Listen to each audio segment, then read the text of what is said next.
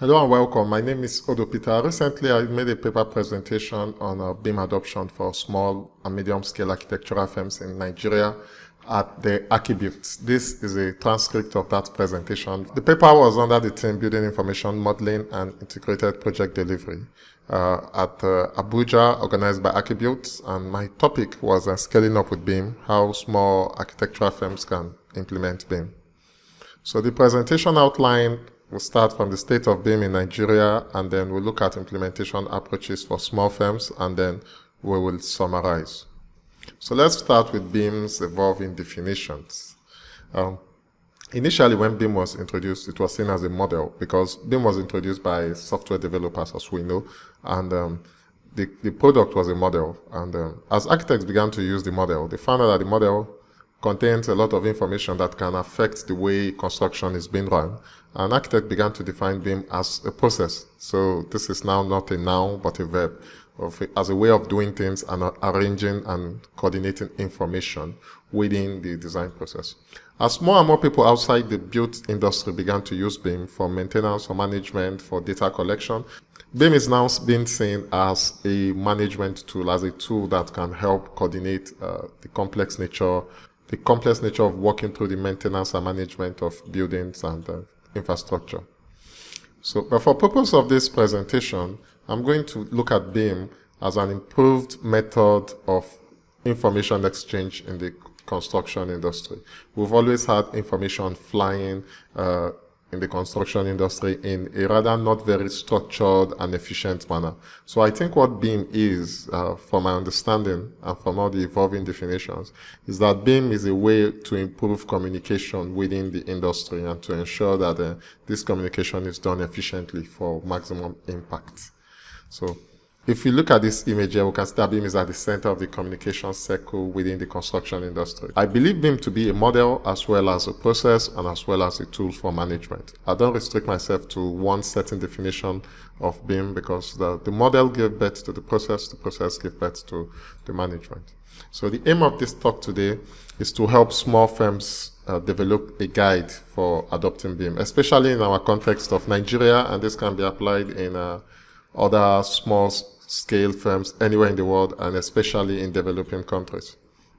So the scope of this presentation, mainly I'm going to focus on BIM adoption and then BIM implementation.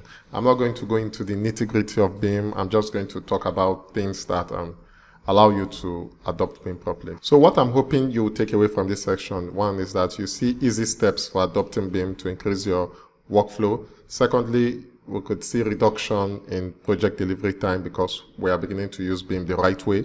And thirdly, to resolve the effects of BIM hype on small-scale architectural firms. What I mean by this is that a lot of small-scale architectural firms, BIM was not marketed or sold to them the right way. So we've just concluded an introductory part of what BIM is and what I hope you'll take away from this paper.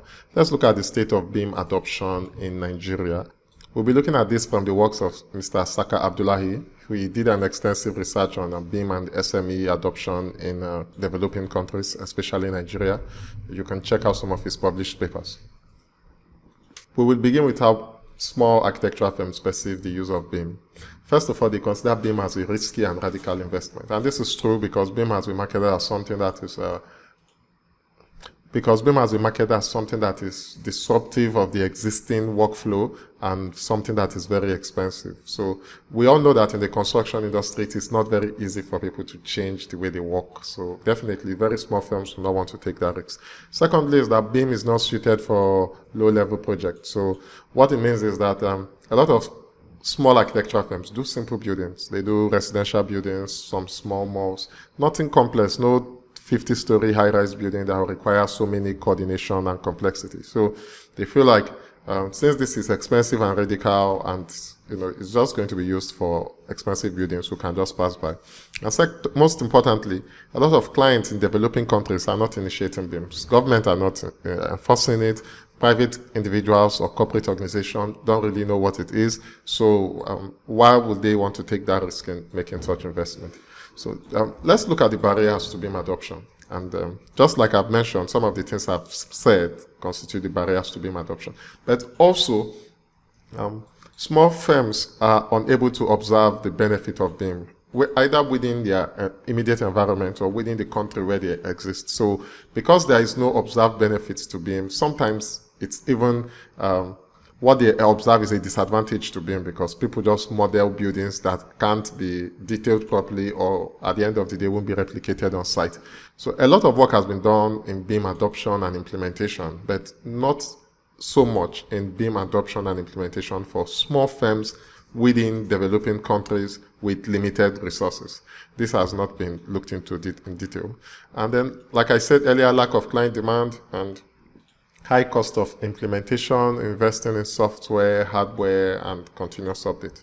Next, we'll look at the drivers of BIM adoption, things that will motivate people to adopt BIM.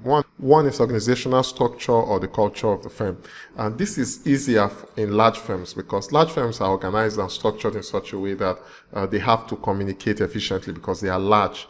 Many small firms don't have good structure and organization, but for small firms that do have good structure and organization, BIM adoption might be easier for them.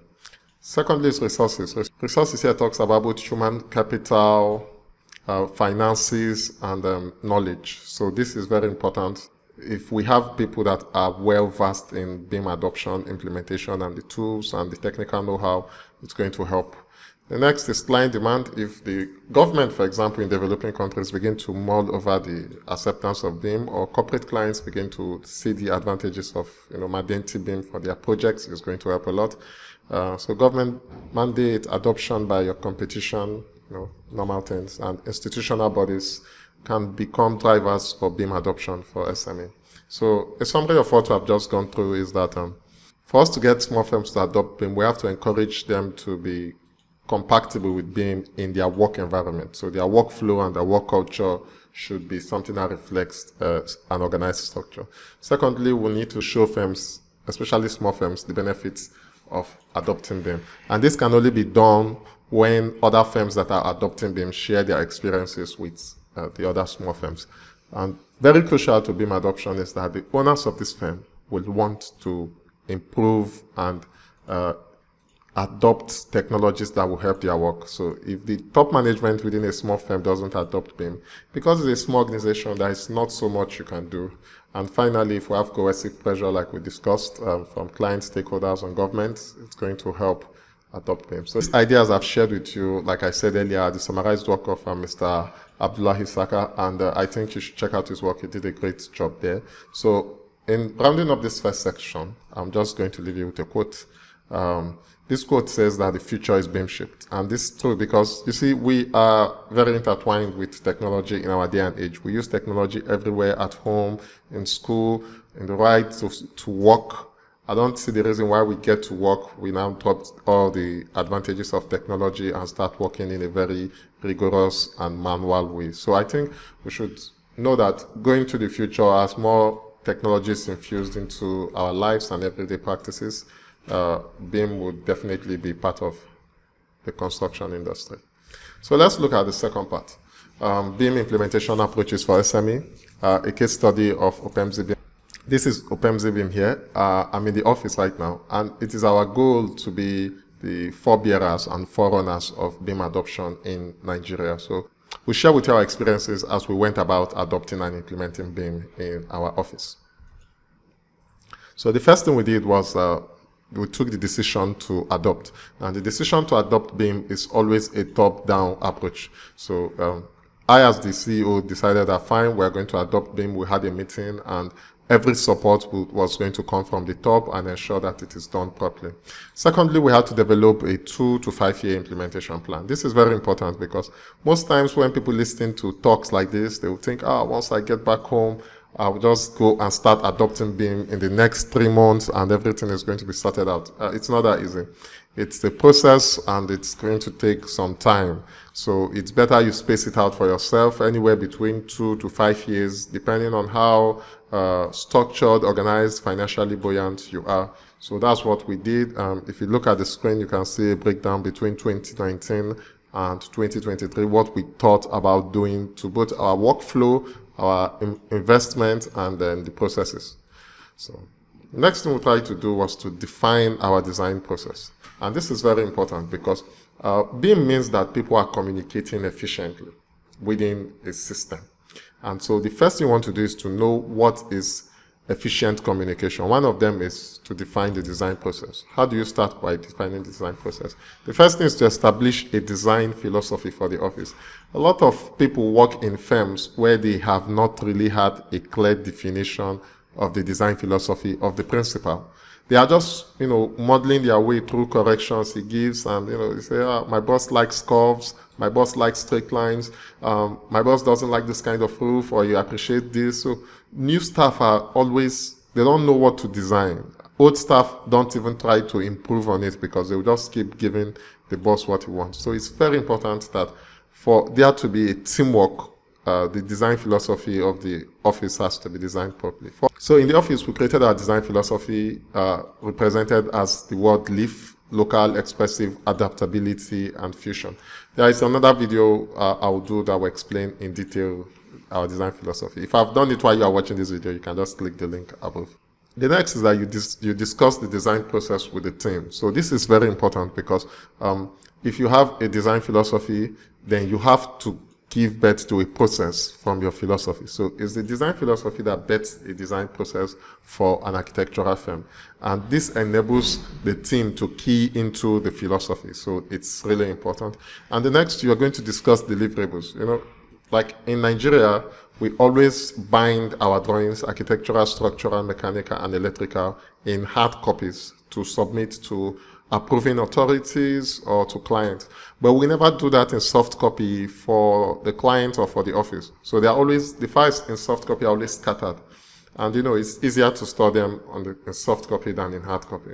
So what I would advise is, in the office, we agree now that we must bind both hard copy and soft copy together. So the way you measure the files and bind one hard copy, you must also do that for your soft copies. This will enable you to have all the information about a project in one location. At least that is something that the office can agree upon and helps information to be located easily. Next is that you divide the team to encourage mentorship. So this is really important. What we try to do in the office is, if you are going to have a process and you want everybody to be part of the process, those people that are well versed in the process should be at the top, and then as new staff is being incorporated into the office, they will join and then they will be trained properly. So this is an example of our team organogram in trying to structure the office for the purpose of our BIM implementation. We had our BIM manager, Mr. Architect Chisom, at the middle, and then we have two teams, basically one for visualization and documentation. We try to make sure that the people with the best skills in one section are sharing that section. So, and then the IT manager works close to Chisom, the BIM manager, so that in coordinating every connection, file savings, and making sure that working together in a collaborative environment is hitch-free. So what I showed you before was team organogram within the office, and we have a team organogram outside the office. Now, the team organogram outside the office involves what we call a common data environment, and this is like a cloud storage that allows people that are not in the office to communicate effectively in the office. So we have our mechanical, electrical, and structural engineers, Engineer Henry, Engineer Caro, and Engineer Chika, all try to connect to a central data environment while sending the files to us. And our in-house team also saves their documentation process to this common data environment. This enables us to track movement of files and also to track updates of files. And as the files are being agreed upon and finalized, the client is also linked to the common data environment. The next thing to do is to establish a firm culture. And in establishing a firm culture, the first thing we want to talk about is monthly meetings and reports. There are a lot of architectural firms, just because they are small in size, this is not part of their routine. And like I said, it's very important that top management is part of the drive to adopt BIM. If not, meetings and reports will not be possible. And this is very important to establish a way of communicating freely and openly. The next is to develop presentation standards within the firm. Because we're trying to work as a team, we must always expect from each other a level of standards in presentation. So the office should adopt one, and the office should also share its standards with all the people working for it, so that when they are working for the office, they know what kind of standards they are expecting. Office templates is also important. So, it's easier to work with standards if there is also already a template to follow. So as you get to working in an organized fashion, you keep saving the good things that you learned from each project into a template folder that enables the next project to be done quicker, better, and in shorter time. And the next is that it's easier to inculcate new staff if you have all this within the firm culture. So new staff can come in and then just go through the standards, the template, design process, and philosophy, and in no time begin to work efficiently in the office. And it's also important within the firm to reward staff and to enable them grow. If you do this within your firm, you are going to attract the best architects. And if you attract the best architects, your firm will excel much more than you would have if you are not attracting them. So firm culture is very important for small and medium scale firms. Crucial to BIM adoption is the ability to build a common data environment. There are many ways to do this. There are subscription-based common data environments, but I'm going to share with you how we did our own. So the first one we started with is to establish a file saving standard. Now, this is most crucial aspect of BIM that is not being talked about. So even if you don't go out of this talk with anything, I feel this is at the heart of BIM. So the first one to do in an office that requires people to save files in an orderly manner is to establish a method of saving files. So what we did is, we have a central storage in this office where we save files, and then there are 3 folders there. We have a PEMZ project, a PEMZ template, and media. So once a client gives us a project, you save it into level 2. The PEMZ project is divided into years. And then from the years, it's divided into months. And from the months, we'll continue the saving that way. The same thing with the templates. So the template is divided into presentation templates, like InDesign templates and the rest. And then we have working drawing templates that might have different Revit files or ArchiCAD files and templates that will help you in documentation. For our PEMZ media, we have our social media posts and our office photos. Like this recording I'm doing now would be saved in PEMZ media. Continuing from the first level of saving after the month for our files, we'll now save the project name, and we do that with a serial number in front of the project and the project name. And after that, we'll create a folder for the file type. So is it a PDF file, is it a Revit file, is it a 3D Max file? We'll create folders for it. And after that, it's now saved as the individual Revit file with a date and a version attached to it. So this is crucial to working in an organized setting, the common data environment. The BIM manager manages it and ensures that people save the right way inside of it. Now, the next thing in the common data environment is that the office needs to be networked. So people need to be able to save easily to that central system without necessarily copying it out of their system, taking it from a flash to the central storage. So what we did is that we invested in network switches all around the office and connected all the tables and systems to it. We also got a WD cloud. If I move my head, you can see the pack there. We bought this many years ago, and it's like the cheapest in line, so we didn't have money to invest more. As we go ahead, we invest more on it. So this serves as our central storage, 4 terabytes, and then we also invested in Starlink internet that will enable us to always be online all day and communicate even with people that are outside of the office. Next is that we invested in office working conditions. Now, in small architectural firms that want to adopt BIM, you try as much as you can to ensure that your office and work environment is as optimum as possible, because if it is not, people don't tend to work in a structured manner when they are not comfortable. So we had the communal space, like where I'm sitting now, like the image you are seeing. We also invested in electricity, in solar panel. We also invested in electricity, the use of solar power, because we are still facing electrical challenges here. Good furniture setups, desktop, and good lighting within the office. So the next thing we went ahead to do was to start encouraging other professionals that work with us to send their files into our common data environment so that we can easily communicate within and outside of the office. This is done by sharing links to them, maybe Google links, maybe links to our cloud storage or links to our OneDrive storage to enable us to communicate on a central folder within the project. This can also be done even in groups like WhatsApp group chat and the rest, as long as we are able to sort this information properly. Though I won't advise that for now, but whatever gets you to start, it's very important. And it's also important to provide the other professionals in the project with the saving standards and naming standards that you've established in the office, so that when they are sending you the files, they are saving it in the standards that you want them.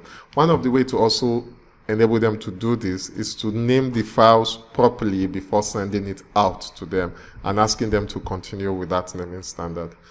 So next thing you do after your common data environment is working efficiently and people are communicating in it is to add the clients to it, because the client can now see in real time the progress being made by both you and other professionals within the industry. So this is the advantage of having a common data environment, is that information is shared in an orderly fashion. And it's very important that we begin to work towards this. And you can see the advantages. I don't need to start breaking it down for you, but at face value, it reduces conflict and it helps people to work very quickly. So like I said initially, you can use personal cloud storage like Synology or my cloud like I'm using. We're hoping to move to more advanced one like Synology when we have the cache. You can also use subscription cloud storage like Google Drive, OneDrive, Autodesk BIM 360. Personally, I don't enjoy subscription cloud storage because I always want to have total and full control of my files without having to pay subscription to keep using it. The next thing is to invest in hardware and software. So this is not as important as people always advertise it to be. You see, if you start to work in an organized system, this aspect of the work takes care of itself. But if you go and start throwing money at the problem and without settling all these other aspects, you will still be where you are. So you can invest in laptops and desktops that can help you. For softwares, it's always good to start investing slowly. So the cheaper, the better. And for me, SMEs, I think the best thing to do is to find softwares that you can buy to own. Unfortunately, most of the softwares we use now have turned into subscription-based, which is not a good thing because they are not very cost-friendly, even for big firms, talk more of very small firms. So I want to share with you the financial implication of adopting BIM in Nigeria in 2023 for small firms that are considering that adoption of BIM. So the first thing we did after all the non-financial aspect of adopting BIM is, look at establishing a common data environment. My cloud is about 130,000 at the time of this recording. It might have gone up, I don't know, or come down. The switch plus the network was about 100,000. And the whole expenses for Starlink, from ordering it to installing it and getting it to work, was about 600,000. So if you wanted a low budget adoption of a common data environment, something very low that you can start with to test on it, it's even under ₦1 million. So you can look at that and say, oh, fine, it's something we can try and do, because at the heart of BIM adoption is a central space for sharing information, which is the common data environment. Higher budget can invest in Synology as the central storage system, which might take the price up to about 1.4 million. But that's not still too high. So laptops, we are free to choose the laptops we want. Low budget laptops that might still be able to do the job can be gotten at 750, while good desktops can be like about 1.5 million or thereabout. But these investments can come with time. With buying the software, the hardwares and the desktops and laptops. As you get jobs, as you are more organized, then you can start investing in it slowly but surely. And then for software, for BIM softwares right now, we have D5 Render and Blender. Blender is going into BIM. There have been some good works with Blender BIM. You can check out the YouTube channel. we in the office here, we are following them closely because the truth is that we cannot get subscription for Revit or ArchiCAD. The prices are way beyond what a typical small firm in Nigeria, I don't know other African countries, can afford. So let me say, for example, I have 5 staff, and as at when I did my slides, they were 2 million. But I asked somebody why presenting, each seat is 2.7 million. 5 slides is more than 10 to 12 million naira a year, and I have to keep renewing it. 5 seats, sorry, is more than 10 to 12 million naira a year, and I have to keep renewing it every year, and it is not backward compatible. So it's crazy. ArchiCAD is slightly cheaper, but still it's still way expensive because it's more than 5 million per year. How much is the profit margin of a small firm within that year?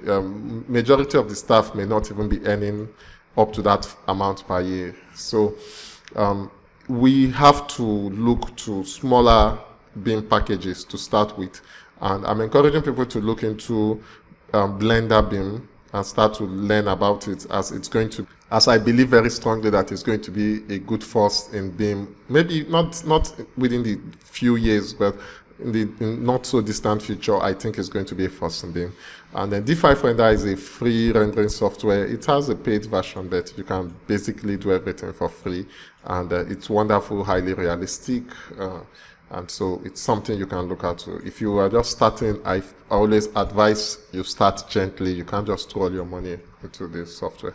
So, but there are benefits to investing financially in BIM. Like, one is faster delivery, more efficiency, because there is organized communication. You work in an organized system, and you find it very easy to incorporate new staff into your team. And if you are doing this, you are going to attract the best kind of staff, and your office will grow. So I'm going to give you a sneak preview into our pilot project we did in the office, implementing BIM within that project. I'm just going to show you some brief works from each slide, each professional in the project. This is the architectural rendering of the project done in D5. This is the structural drawings done in 3D modeled, and this is a mechanical drawing also done on the architectural models that was produced, mechanical and electrical drawings done that way. And this is the finished project of the construction. The client was really happy with the project, and it's important to note that using technology and an organized system within this project enabled us to communicate effectively and to deliver the project within record time. Finally, to summarize what we've been saying about BIM adoption and implementation for SMEs, there should always be a decision to adopt from top management within the office. Then they go ahead to define the design process, establish a firm culture, to build an in-house common data environment, and invest in working conditions within the office. Then you start nudging other professionals to your common data environment. You add the client to it, and then afterwards you start investing in hardware and software to improve the already established communication network you've set up. So like I said at the beginning, my talk is just to encourage you to begin to look into BIM adoption, and let's see how we can embrace the future possibilities and opportunities that lie ahead in adopting technology and efficient processes into our design process.